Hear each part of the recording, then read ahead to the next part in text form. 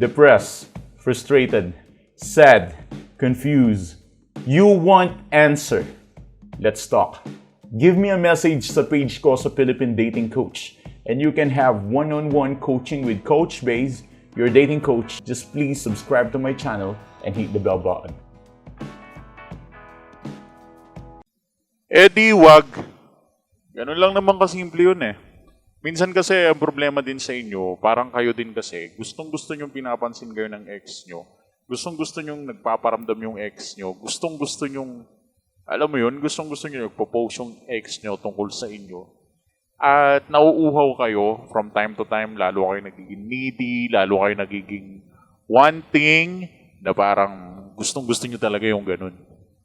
And the fact is, hindi na kayo mga bata para hanapin yung pansin ng ex niyo. Kung hindi kayo pinapansin ng ex nyo, ang sagot ko lang dun is, ano ngayon? Di wag. Di ba ganun lang yun? Ngayon, I will give you an advice dahil ito yung pinaka-importante. Kasi, para sa akin kasi, it's too childish kapag nag-a-act pa kayo ng ganun na hindi ka pinansin ng ex mo. Ikaw naman, iisipin mo, paano kaya ako papansinin ng ex mo? Oh dear, ano problema mo? Ano ngayon kung hindi mag-post yung ex mo tungkol sa'yo? Ano ngayon kung mag-post siya tungkol sa'yo? Pareho lang naman yun eh. Kayo lang naman yung may problema sa ganyan. Masyado yung binibig deal yung mga post ng ex ninyo na parang di na kayo mabubuhay sa susunod na araw kapag hindi kayo pinansin ng ex nyo.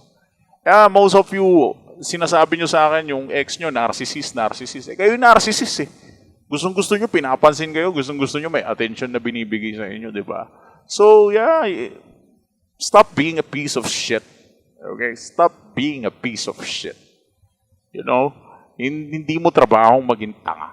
May mga bagay kang dapat gawin at asikasuhin. Yun na lang yung gawin mo. Ngayon, syempre, kinlik mo tong video na to na baka sakali, pansinin ka ng ex mo. Actually, papansinin ka naman ng ex mo eh. Makukuha mo naman yung attention niya eh. Siguro ang kailangan mo lang gawin, i-reverse mo lang. Huwag mo lang pansinin. Huwag lang yun yung maging main objective mo na papansinin ka ng ex mo. Tanggalin mo yun sa mga objectives mo. Tanggalin mo yung ganong klaseng mindset na gustong-gusto mo mapansin ka ng ex mo, gustong-gusto mo makita ka niya, gustong-gusto mo makausap ka niya. Tanggalin mo yung ganong mindset. And eventually, mapapansin ka din ng ex mo. Ganon naman nag-work to eh. Kasi yung iba sa inyo, naghahanap ng diskarte, naghahanap ng paraan. Paano ako mapapansin ni ex? Paano ako mapapansin ni ex? That's too childish. Lalo kang hindi papansinin ng ex mo kapag naging childish ka. Kasi makikita niyang hindi ka reliable, hindi ka independent, hindi ka happy. Parang kang dog. You know what I mean? Parang kang dog na ikaw ang aalagaan. Hindi ka human being na parang ikaw ang nagpoprotekta sa relasyon mo, sa partner mo. Such a needy behavior. Tingin mo may kapupuntahan ka pag ganon. Ako na magsasabi sa'yo, wala. So, kaya mo inopen tong video na to is, syempre, para makatikim-tikim ka din ng sermon paminsan-minsan. Masarap din na si sermonan minsan eh, no? So, ito yung matamis na sermon na maririnig mo sa ngayon. Kasi kailangan mo ding maunawaan na hindi mo naman kailangan ng pansin ng ex mo. The more na kinailangan mo yung pansin ng ex mo, the more kanyang iiwan dahil para kang bata. Pero kapag hindi ka nagpapansin, para hindi ka niya mapansin, kung iniwasan mo siya, naging avoidant ka, naging parang pusa ka na hindi niya mahawakan, then that's it. Mas mapapansin niya yun kaysa yung pagpapapansin mo. Mapapansin niya yung pagpapapansin mo, pero para kang bata kapag ganun. Pero kapag hindi mo ginawang big deal lang lahat, yun lang naman yung susi dyan eh. Huwag mo lang gawing big deal ang lahat.